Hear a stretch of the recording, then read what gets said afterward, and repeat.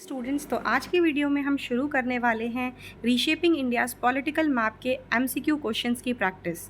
तो अगर आपने अभी तक इस चैप्टर का एक्सप्लेनेशन नहीं देखा है तो पहले एक्सप्लेनेशन वाली वीडियोस देख लीजिए और उसके बाद इन क्वेश्चंस को प्रैक्टिस करिए। So without wasting any time चलिए वीडियो को शुरू करते हैं। पहला क्वेश्चन देख लेते हैं। Foreign invasions from beyond which mountain range reshaped India's political map in early 11th century. Yes, तो कौन से किस माउंटेन रेंज के बियॉन्ड से हमारे यहाँ जो थे वो इन्वेजन शुरू हुए थे। तो ये जो इन्वेजन्स थे बिल्कुल सही, ये हिंदू कुश माउंटेन रेंज के बियॉन्ड से शुरू हुए थे। तो आपका बिल्कुल सही आंसर है। हिमालयाज़ तो नॉर्थ में आ जाते हैं, Hindu Kush mountain range northern और वेस्टर्न बॉर्डर के से लगती है, जो कि किससे जुड़ा हुआ था, सेंट्रल एशिया से जुड़ा हुआ था। तो यह इसका सही आंसर हो जाएगा हिंदू कुश माउंटेन, क्योंकि यहीं से इन्वेजन्स हो रहे थे इंडिया में, पंजाब राजस्थान वाले रीजन से जो था ये जुड़ा हुआ था। चलिए नेक्स्ट क्वेश्चन पे चलते हैं। हिंदू कुश माउंटेन फर्स्ट का आंसर हो गया। इस विच of the following represent the correct chronological order of the dynasties that rule the Delhi सल्तनत। तो इसमें आपको क्रोनोलॉजिकली मतलब सबसे पहले से लेकर बाद तक के ऑर्डर में सेट करना है कि कौन सी डायनेस्टी सबसे पहले आई थी और कौन सी बाद में आई थी। तो सबसे पहली डायनेस्टी बिल्कुल सही आपने गैस किया। First dynasty was Mamluk, then Khilji, Tughlaq, Sayyid and Lodi. तो इसका जो शॉर्ट फॉर्म होगा वो MKTSL हो जाएगा, जो आप याद करने के लिए भी इस तरीके से शॉर्ट फॉर्म में याद कर सकते हैं। कई जगह पर आपको ये M की जगह पे S भी मिल सकता है, क्योंकि S stands for slave dynasty. तो स्लेव और मामलुक डायनेस्टी बिल्कुल सेम ही है, तो कंफ्यूज मत हो जाना अगर एग्जामिनर चेंज करके दे दे। तो SKTSL या फिर MKTSL। तो स्लेव एंड मामलुक के फिर खिलजी, तुगलक, सैयद एंड लोधी, इसी ऑर्डर में आप इसको याद कर लीजिएगा, आपका आंसर सही हो जाएगा। क्वेश्चन नंबर 3 पर चलते हैं। Which independent kingdom in eastern India successfully resisted the expansion of the Delhi sultanate and build the sun temple at Konark. तो बिल्कुल सही आंसर आपने इसमें बताया, eastern Ganga kingdom, option C is correct. Ganga kingdom जो थी ये कहाँ पर इस्टेब्लिश थी, Bengal, Orissa and parts of Andhra Pradesh, इस रीजन में ये रूल कर रहे थे ईस्टर्न गंग। और इन्होंने क्या किया था, इसी रीजन में जो दिल्ली सुल्तान का जो गवर्नर था, जो रूल कर रहा था, उसको हराया था। किसने हराया था, इसके राजा नरसिंह देव वन ने हराया था। और इसी अपनी जीत को उसने सबको लोगों को बताने के लिए क्या किया, कोणार्क में एक बहुत ही मशहूर कौन से टेम्पल को बिल्ड करवाया, सन टेम्पल को उसने कोणार्क में बिल्ड करवाया। चलिए नेक्स्ट क्वेश्चन पे चलते हैं। King Narasimha Deva one build the famed Surya temple at Konark primarily to, तो बिल्कुल अभी हमने जस्ट डिस्कस किया, commemorate his victory against the Delhi sultanate in roads, मतलब दिल्ली सल्तनत जो उसके रास्ते में जो अड़चन पैदा कर रही थी उसको दूर करने के लिए, उसकी विक्ट्री को जो उसने हासिल करी थी उसको कमोमरेट मतलब उसको सेलिब्रेट करने के लिए क्या किया, सन टेम्पल को बिल्ड करवाया। Mohammad bin Tughlaq controversially shifted his capital Delhi to which of the following places. तो बिल्कुल सही आपने गैस किया, बी ऑप्शन दौलताबाद। कहाँ इसने शिफ्ट कर दिया था कैपिटल को, दौलताबाद में शिफ्ट कर दिया था। इसको जो इस एंशिएंट नेम था इस जगह का वो क्या था, देवगिरी था बेटा। क्या था ancient name, Devagiri. Next, the Vijayanagara empire was founded in 1336 by which two brother. 1336 में हरिहरा एंड बुक्का राय वन ने क्या किया था, इसको इस्टेब्लिश किया था। तो अगर आपने भी बी ऑप्शन को सेलेक्ट किया है तो आप बिल्कुल सही आंसर कर रहे हैं। तो बने रहिए दोस्तों, आपके 6 आंसर्स अभी तक ठीक हो चुके हैं। और जिन बच्चों के आंसर ठीक नहीं हो रहे हैं वो इसलिए नहीं हो रहे हैं क्योंकि उन्होंने चैप्टर की अभी तक एक्सप्लेनेशन नहीं देखी है। मैंने इस चैप्टर को 6 पार्ट्स में आपको ऑलरेडी एक्सप्लेन किया हुआ है, और आप अगर उन वीडियोज़ को अगर आप देख लेंगे तो आपका एक भी क्वेश्चन गलत नहीं होगा। तो पहले जिन बच्चों ने वो नहीं देखा है पहले वो जाके वीडियोस देखो और उसके बाद ये क्वेश्चंस अटेम्प्ट करो, तभी फ़ायदा है। विच पावरफुल एम्पायर और सल्तनत was primarily and long standing adversary of the Vijayanagara empire in Deccan. Vijayanagara empire के लिए सबसे बड़ा एडवर्सरी मतलब सबसे बड़ा खतरा कौन सी सल्तनत थी। तो बिल्कुल सही गैस किया आपने, बहमनी सल्तनत, ऑप्शन बी। ये बहमनी सल्तनत जो थी ये बाद में जाकर 5 पार्ट्स में 5 किंगडम्स में डिवाइड हो जाती है, बेरार, बीजापुर, गोलकोंडा, अहमदनगर एंड बीदर। तो ये 5 किंगडम्स छोटी छोटी जो थी वो डिवाइड हो गई थी। नेक्स्ट क्वेश्चन देख लेते हैं। The glorious capital of Hampi was systematically destroyed and following the defeat of Vijayanagara empire in which battle. पहला ऑप्शन पानीपत, हल्दी घाटी तो बिल्कुल, और पानीपत तो बिल्कुल ही नहीं था। क्या सराय घाट था या तालीकोटा था? यस, तो सही आंसर है B, the battle of Talikota. यहाँ पर इसने क्या करी थी, फाइट हुई थी तालीकोटा में। एंड यहीं से कौन थे, जो कृष्णदेव राय के सन इन लॉ जो थे राजा राम, वो फाइट कर रहे थे किसके साथ, बहमनी के सुल्तानों के साथ। Who founded the Mughal empire in 1526 by defeating Ibrahim Lodi? तो ये तो सबसे इजी क्वेश्चन है इसका। किसने फर्स्ट बैटल ऑफ पानीपत में इब्राहिम लोदी को हराकर इंडिया में मुगल एम्पायर 1526 में स्टैब्लिश किया था? तो बाबर ने किया था। इसने सिर्फ 4 सालों के लिए रूल किया। 1530 में इसकी डेथ हो गई थी और उसके बाद इसका नेक्स्ट चाइल्ड जो था वो हुमायूं जो था वो राजा बन गया था। What did Emperor Akbar introduce to promote religious harmony and peaceful coexistence among his diverse subject?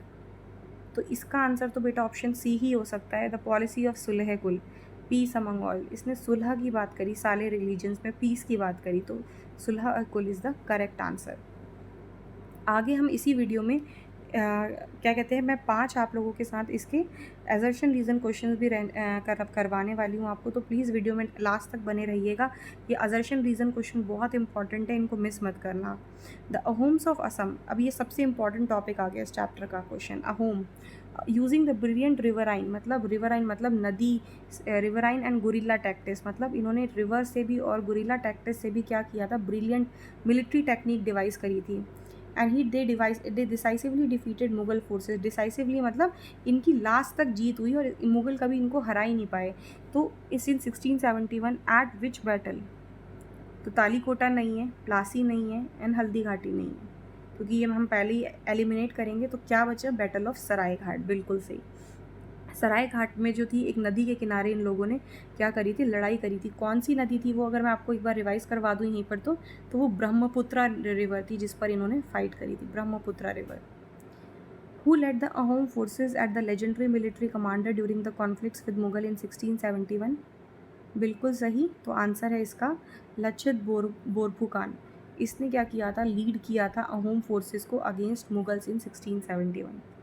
1699 Guru Gobind Singh organise the community into a discipline martial group known as the, क्या बोलते थे इनको, जागीरदार तो नहीं हो सकता आंसर, तो बिल्कुल सही बी ऑप्शन सही है, खालसा। इन्होंने एक यूनिवर्सल ब्रदरहुड करके एक इन्होंने क्या करा था, अपना एक डिसिप्लिन स्टार्ट किया था, मार्शल ग्रुप स्टार्ट किया था, जिनका काम था जो भी इस ग्रुप को ज्वाइन करेगा उनके फेथ को प्रोटेक्ट करना against the Mughals, is the main teaching of गुरु गोविंद सिंह जी, जो उन्होंने बुलाया था कि दूसरों के फेथ की कैसे हम प्रोटेक्शन करेंगे।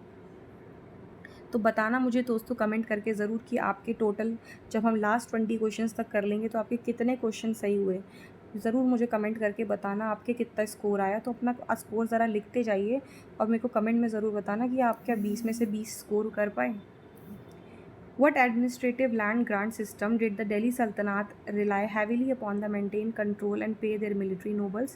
तो दिल्ली सल्तनत ने जो नोबल्स थे उन्होंने क्या रेवेन्यू सिस्टम इस्टेब्लिश किया था अपने, या फिर अपने नोबल्स को पेमेंट करने के लिए, सैलरी देने के लिए इक्ता सिस्टम डिवाइस किया था बेटा। इक्ता किसको बोला जाता था, लैंड को बोला जाता था।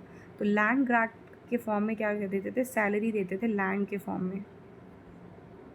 नेक्स्ट क्वेश्चन 15th क्वेश्चन देख लेते हैं। During the medieval period what was the hundi? Hundi क्या थी? यस, बिल्कुल सही, an early financial bill of exchange और banking note that used by traders. तो बी ऑप्शन सही हो जाएगा। ट्रेडर्स यूज़ करते थे बेटा, जब लंबी दूरी पर उनको ट्रैवल करना होता था तो वो पैसे लेकर नहीं जा पाते थे, क्योंकि इतना पैसे का क्या होता था, डाकू होते थे, तो ये सब क्या करते थे, उनका डकैत होते थे जो उनके पैसों को कहीं भी छीन सकते थे। तो इसके लिए वो इस तरीके के पेपर के रोल्स रखते थे जिसमें वो क्या करते थे, एक तरीके के चेक्स जैसे होते हैं ना, चेक के थ्रू हम पेमेंट करते थे, तो उसी तरीके से हुंडी को भी हम मिडिएवल पीरियड का चेक मान सकते हैं कि वो इसके फॉर्म में क्या कर देते थे, पेमेंट कर देते थे। सो अर्ली फाइनेंशियल बिल ये क्या है, एन एक्सचेंज और banking note use by traders. Okay, चलिए नेक्स्ट क्वेश्चन पे चलते हैं। जो हम अगले लास्ट क्वेश्चन 5 क्वेश्चन जो मैंने रखे हैं वो रखे हैं आपके असर्शन रीजन क्वेश्चन। ये एग्जाम में बहुत पूछे जाते हैं बेटा आजकल। तो चलिए चलते हैं असर्शन रीजन। ABCD में आप बताएंगे कि कौन सा ऑप्शन सही है। The historical timeline and the meaning of the term medieval used in Europe do not perfectly align with the Indian historical context. जो हम मिडिएवल टर्म का यूज़ करते हैं यूरोपियन कंटेक्स्ट में, it does not perfectly do not perfectly align with the Indian historical context. बताइए। बिल्कुल सही assertion तो ठीक है, चलो अब रीज़न देखते हैं। The concept of the medieval period in Europe was deeply tied to the local events like the fall of the Roman Empire and the rise of feudalism which did not occur in the India। तो medieval Europe में इसलिए बोला गया था क्योंकि ये fall of Roman empire से जुड़ा हुआ था और राइज ऑफ फ्यूडलिज्म से जुड़ा हुआ था, राइट। और does not occupy in India, ऐसा तो इंडिया में नहीं हुआ था। तो बिल्कुल सही, दोनों सही हैं और ये इसको सपोर्ट भी कर रहा है। तो कौन सा ऑप्शन सही हो जाएगा? ऑप्शन ए ठीक हो जाएगा। Assertion reason both are true and reason is the correct explanation of assertion. चलिए नेक्स्ट क्वेश्चन नंबर 17 देख लेते हैं। The transition of power and succession within the Delhi Sultanate were often marked by political instability and violence। तो बिल्कुल सही जवाब है बेटा ये। The Delhi Sultanate had a well-defined and peaceful, universally accepted hereditary law of succession that all noble followed। तो ये तो बिल्कुल एक दूसरे से अलग हो गया, तो ये तो कहीं भी मैच नहीं कर रहा। पहला बोल रहा है कि सक्सेशन बहुत पीसफुल था, है ना, लेकिन दूसरा बोल रहा है कि है ना पहला बोल रहा है कि वायलेंट सक्सेशन था, राइट। पावर के लिए बार बार पॉलिटिकल स्टेबिलिटी थी, वायलेंट था, और दूसरा बोल रहा है पीसफुल था। तो क्या ये सही है? गलत।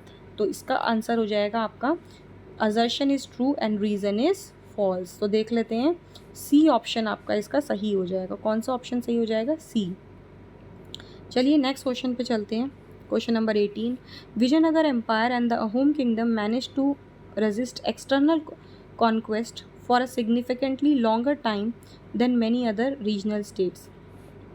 जो विजयनगर एम्पायर और अहोम किंगडम थे, क्या उन्होंने ज़्यादा टाइम तक रजिस्ट किया एक्सटर्नल कॉन्क्वेस्ट को, मतलब मुगल्स और सल्तनत को, then many other regional state, जैसे कि अहोम ये थे, सॉरी अहोम भी लॉन्ग टाइम तक थे, लाइक गंग, ईस्टर्न गंग या फिर होए सालाज। क्या इन सबसे ज़्यादा देरी तक ये लोग उनको रोक सके? बिल्कुल सही, correct. Assertion is true. Both kingdoms utilize advantageous natural geography such as rocky terrain of Deccan and riverine landscape of Assam along with the unique military organized system। तो दोनों सही हैं और ये इसका करेक्ट एक्सप्लेनेशन है। इन्होंने रिवराइन मतलब रिवर का अपना जो इनका था नॉलेज और रॉकी टेरेन का नॉलेज को यूज़ करते हुए इन्होंने स्ट्रॉन्ग मिलिट्री बनाई। हम आ चुके हैं अपने 19th क्वेश्चन पर। Mohammad bin Tughlaq implementation of token currency system turn out to be a massive economic success that stabilized the sultanate। क्या मोहम्मद बिन तुगलक का टोकन करेंसी को लेकर आना सही था? बिल्कुल गलत था, तो ये हो जाएगा गलत। Widespread forgery and failure to regulate the minting of new coins led to financial chaos and heavily revenue losses। बिल्कुल सही। So assertion is wrong and reason is correct। तो ये हो जाएगा option D. Last question. Emperor Aurangzeb long range saw the Mughal empire expand to its largest territorial extent. सही है, right. तो मतलब औरंगजेब के समय पे सबसे ज़्यादा एम्पायर जो था वो एक्सपैंड हो चुका था।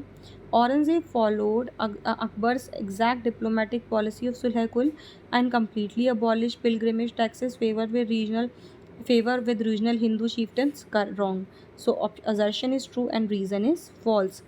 ज़्यादा आपका टाइम वेस्ट किए बगैर हमने 20 क्वेश्चंस को कवर कर लिया दोस्तों इस वीडियो में। अगर आप चाहते हैं कि मैं और वीडियोस बनाऊं तो मेरे को एनकरेज करने के लिए आप मेरे चैनल को सब्सक्राइब कर दीजिए और वीडियो को लाइक कर दीजिए, ताकि मैं इस तरीके की और असर्शन रीज़न रिलेटेड आपके लिए वीडियोज़ लेकर आऊँ।